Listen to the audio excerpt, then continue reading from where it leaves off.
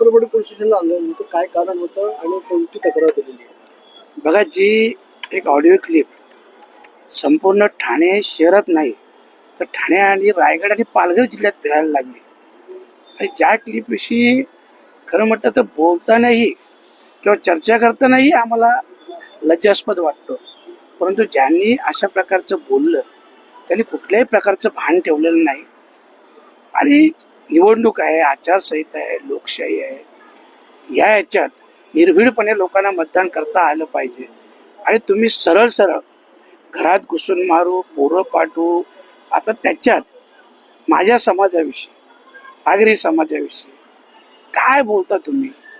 अहो मॅडम, तुम्हाला आम्ही लोकांनी स्वीकारलं, तुमचा सन्मान केला, तुम्ही नगरसेवक झाल्या, म्हणून तुम्ही महापौर झाल्या, हा आमच्या सन्मानाचं फळ आहे.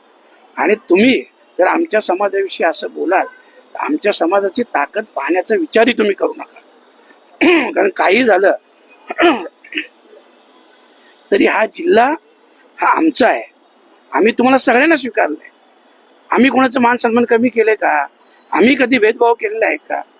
पण तुम्ही इथं येऊन आणि आमच्याच समाजाविषयी बोलाल. मला राजकीय दृष्ट्या काही बोललं असं चाललं असतं, पण माझ्या समाजावर बोललेलं मी अजिबात खपवून घेणार नाही. आणि हेही सांगतो, निवडणूक आयोगाचा सन्मान करतो, याच्यात कायद्याचंही पालन करतो. नाहीतर या ठाणे शहरात कमीत कमी 1,00,000-2 लाखांचा मोर्चा हा यांच्या विरोधात निघाला असता. आणि त्यांना आत्ताही सांगतो, संयम बाळगा, तुम्ही लढा ना, निवडणूक लढा, चांगल्या प्रकारे लढा, अशा प्रकारे नका लढू.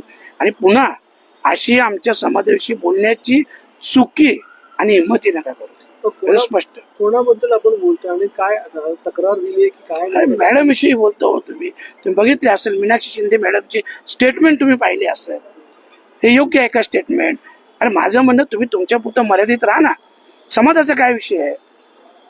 आणि समाजाचा काळात झाला. आज जे पांढरे म्हणून ज्यांच्याविषयी ते बोलल्यात, पांडे ते पांढरे आहे. आता तो मुलगा बौद्ध समाजाचा आहे, काय बोलले त्याच्याविषयी?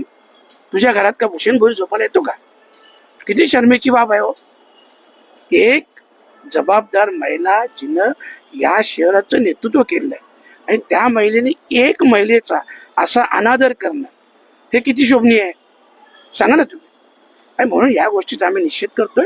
आणि सगळीकडं जिथं जिथं आमच्या समाजाची लोक आहेत तिथं उद्या सगळीकडं आमच्या समाजाची लोक हे त्यांच्यावर गुन्हा दाखल करणार. मीनाक्षी शिंदेचं म्हणणं आहे की हा कुठं मॉर्फ केलेला आहे, एआयचा व्हिडिओ आणि येणाऱ्या काळात 2 दिवसात देखील असं टार्गेट केलं जाणार. बघा, हे जर मॉप असेल तर दूध का दूध पाणी का पाणी होईल. पोलीस स्टेशन हे चौकशी करेल ना. आम्ही सांगतो ना, जर मॉप केला असेल ना तर आम्हालाही शिक्षा झाली पाहिजे, पण नसेल केलं तर त्यांनाही शिक्षा झाली पाहिजे, हेही लक्षात ठेवा. त्यांचं म्हणणं विचाराची लढाई लढावी, अशा प्रकारच्या महिलांवरती खोटे नाटे आरोप करत आहेत. कुठेतरी त्याच्या पायाखालची जमीन कसली गेलेली आहे, कुठेतरी त्यांना पराजय दिसतोय. त्यामुळे मीनाक्षी शिंदेला अशा प्रकारे टार्गेट केलं जातं. मला वाटतं स्वतः मध्ये त्यांनी झाकून बघायला पाहिजे. विचारांची लढाई तुम्हीच लढत नाही. हे अशा प्रकारचे अपशब्द जे एक पुरुष सुद्धा उच्चारू शकत नाही, अशा प्रकारचे एका महिलेने उच्चारावं, आणि ती सुद्धा एक प्रमुख जबाबदार महिला.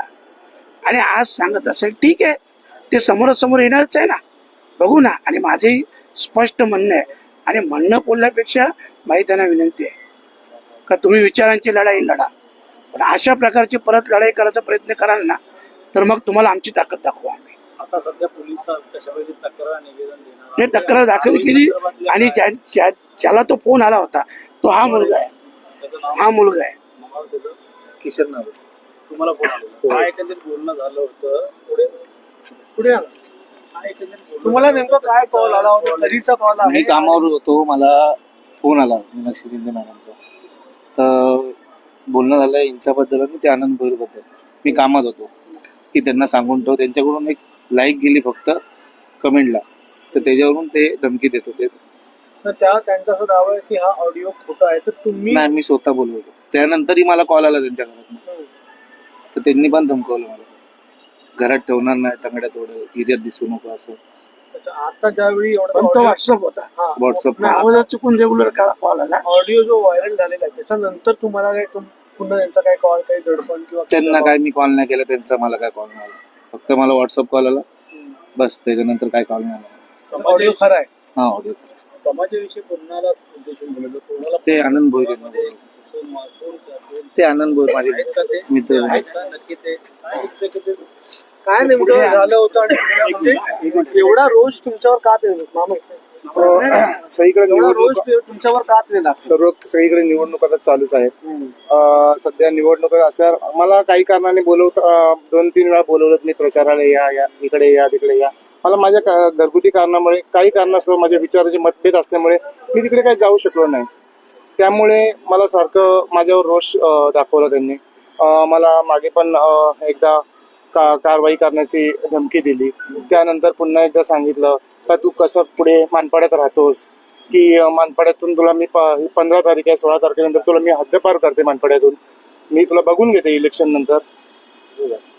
आपण का तुम्ही प्रचाराला गेलात नाही हे कारण आहे? हो, मी प्रचाराला गेलो नाही त्यामुळे हेच कारण आहे. बाकी याच्या अगोदर मी 15-20 वर्ष त्यांच्या मागे प्रचार केला होता. आता मी जात नाही त्यामुळे यांचा माझ्यावर इतका रोष आहे. भूषण भोईर यांना तुम्ही पकडून चालत आहे तर त्याचा राग एक त्यांचा काढत आहे. हो, आता त्यांच्या पॅनल मध्ये ते भूषण दादा अपक्ष उभे आहेत, तर त्यांना तो पण मनात राग आहे की इकडची मुलं तिकडे भूषण दादाकडे कशाला जातात काय करतात. आणि त्यांनी एकंदरीत त्या ऑडिओ क्लिप मध्ये पण म्हटलंय की हे तिकडचा गू खायला जातात, हे काय करायला जातात, अशा प्रकारचे त्यांनी अर्वाच्य भाषा वापरल्या. बरं, तुमचं नाव? माझं नाव आनंद भोईर. काय मागणी काय मागणे का की तुमचं नाव सरळ आलेलं आहे समोर? समाजाबद्दल पण पहिली गोष्ट माझी त्यांनी अभ्रुनुकसानी पण केलेली आहे आणि आमच्या समाजाबद्दल त्यांनी आक्षेपार्ह वक्तव्य केलंय. यासाठी त्यांच्यावर कारवाई झाली पाहिजे आणि आम्हाला याच्या पुढे त्यांच्याकडून कुठचाही त्रास होणार नाही याची त्यांनी जबाबदारी घेतली पाहिजे. पोलिसांना तसं निवेदन हो, आम्ही त्यांना पोलिसांना तसं निवेदन देणार आहोत की यांना याच्या पुढे आमच्यावर कोणती त्यांच्याकडनं हे आक्षेपार्ह विधानं किंवा आमच्यावर कोणतीही कार्यवाही झाली नाही पाहिजे. कुटुंबियांना सुरक्षा झाली नाही. हो देतात साहेब देतात. ओके.